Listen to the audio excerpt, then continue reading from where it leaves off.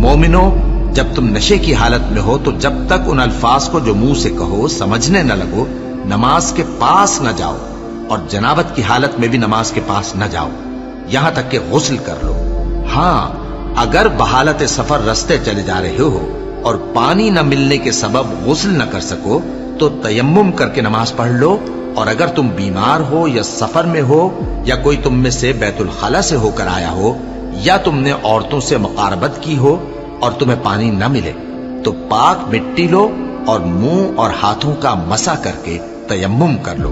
बेशक अल्लाह मुआफ करने वाला है, बख्शने वाला है। भला तुमने उन लोगों को नहीं देखा जिनको किताब से हिस्सा दिया गया था कि वो गुमराही को खरीदते हैं और चाहते हैं कि तुम भी रास्ते से भटक जाओ,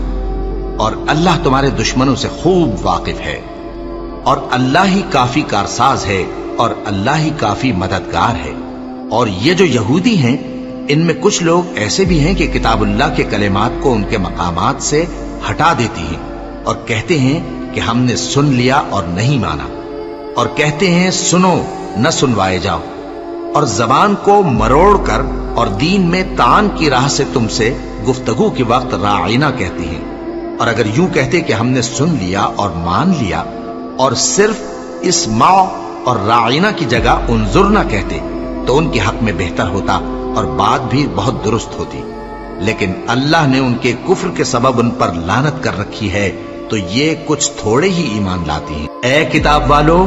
कबल इसके कि हम कुछ चेहरों को मिटा दें और फिर उनकी पीठ की तरफ फेर दें या उन पर इस तरह लानत करें जिस तरह हफ्ते वालों पर लानत की थी, हमारी नाजिल फरमाई हुई किताब पर जो तुम्हारी किताब की भी तस्दीक करती है, ईमान ले आओ। और अल्लाह ने जो हुक्म फरमाया सो समझ लो कि हो चुका।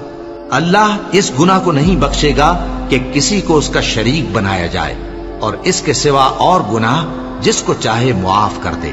और जिसने अल्लाह का शरीक मुकर्रर किया उसने बड़ा बुहतान बांधा।